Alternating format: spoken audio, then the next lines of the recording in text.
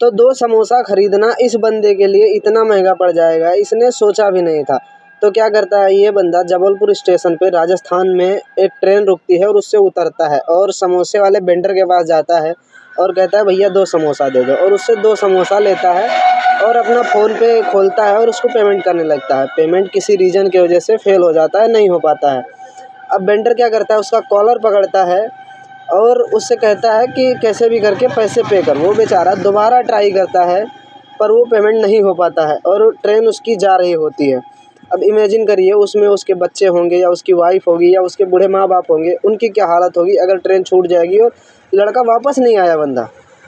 अब वो बेचारा क्या करे, अपना घड़ी निकाल के देता है हाथ से, और उसकी घड़ी महंगी रही होगी, और भाई वो बंदा एक नौकर की तरह उसको ट्रीट करता है। समोसा मतलब घड़ी लेने के बाद में भी उसको 2 समोसे पकड़ा के भेज देता है।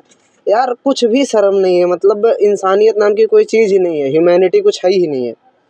और ऐसा नहीं है कि ये मतलब एक आदमी के साथ करते हैं, इनका नियम ही ये हुई है। मैंने ट्रैवल किया है ट्रेन में, और ज़्यादातर वेंडर जो होते हैं वो रूडली बात करते हैं। ऐसा लगता है कि भाई ये बस कहाँ से आ गए हैं, कितने रईस आदमी हैं, कितने बड़े पद पे बैठे हैं, इस तरह से व्यवहार करते हैं।